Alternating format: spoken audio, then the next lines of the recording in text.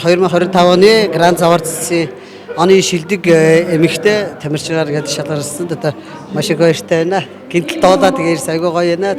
Power lifting спортод хүчний 3 төрлийн спорт байгаа. Тэгээд Монголын одоо бүх залуучууд бүгдээр power lifting спорт хичээлээд одоо бараг 23-24 жил болж байна Монголд тий. Тэгээд би болохоор Монголын power lifting нэгдсэн албаны дэд ерөнхийлөгч 2024 оны Айсландын насны хүртний дэлхийн аваргад газраас 227.5 кг татаж алтан медаль авсан.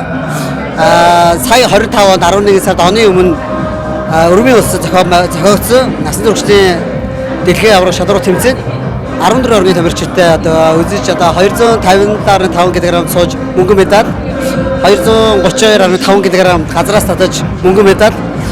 Ингээд нийлбэр дүнгээр мөнгөн медаль авсан Монголын power lifting төвөнд 23 жилийн өмнө авж ирээгүй одоо нийлбэрийн мөнгөн медалийг их орондоо авчирсан оны өмнө тэрүүгээр ингээд өнөөдөр Монгол улсын төр засаг өдрөөр Монголын гавьяа тамирчин цол өгсөн эх онд одоо 12 сард тэгээд одоо сая оны онцлог үед Гранд Завардс гээд цом өгж байгаа байна. Одоо баяртай байна. Би өөр Дорногов аймгийн Сайншанд хотод төрж өссөн. Тэгээд онцлог нь одоо би нөгөө Дорногов аймгийн анхны эмэгтэй гавьяа тамирчин болсон. Тэгээд Монгол улсын гавьяа тамирчин мөнх цодын дэрэмжид тэгээд тэрүүгээр онцлог байгаа.